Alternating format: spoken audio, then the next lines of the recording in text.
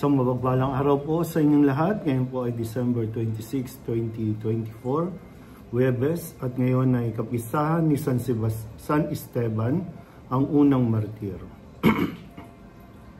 Ang ating pong unang pagbasa at pagninilay sa araw na ito ay hinango mula sa mga gawa ng mga apostol, chapter 6, verses 8 to 10, and chapter 7, verses 54 to 59.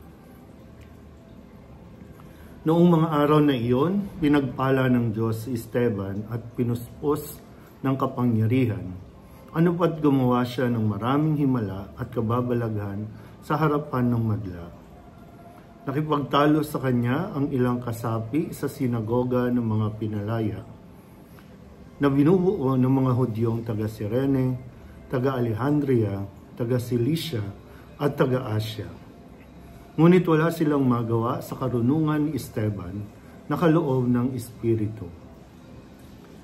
Nang marinig ito ng mga bumubuo ng Sanhedrin, sila'y nagngalit dahil sa matinding galit kay Esteban.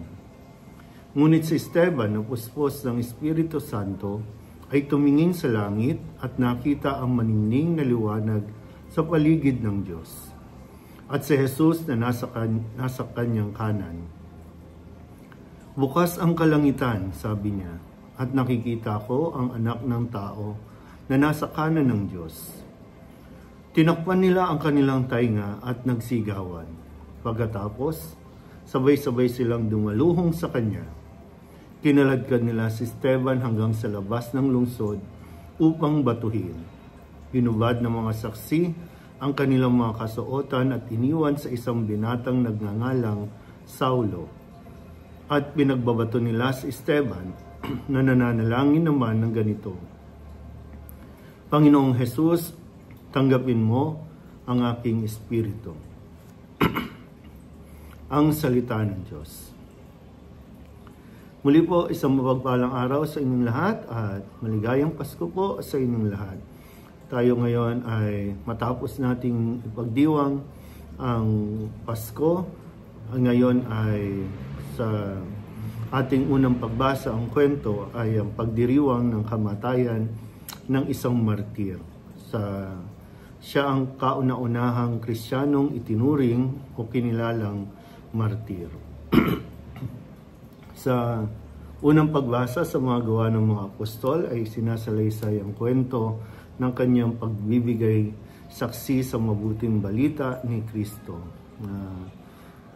Ngayon, sa pagdiriwang nating Kapaskuhan, nakatuon tayo doon sa sanggol na isinilang sa sabsaban.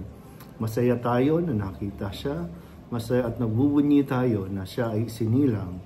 Pero ito rin ay napapaalala sa atin ng hanggang saan tayo mananatili sa Kanya. Itong sanggol na ito, lalaki ito, gagawa ito ng, tutupad ito ng kanyang misyon, at hanggang saan natin siya sasamahan.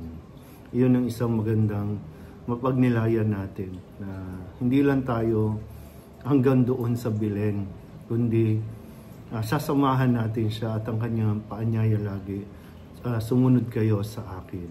At si Esteban ang isa sa nagpatunay ng kanyang katapatan. Parang sa tuwing tayo ay pupunta sa Belen, ngayong mga susunod na mga araw, mga panahon ng Kapaskuhan, hinihiling sa atin na ibigay yung ating katapatan sa sanggol na ito.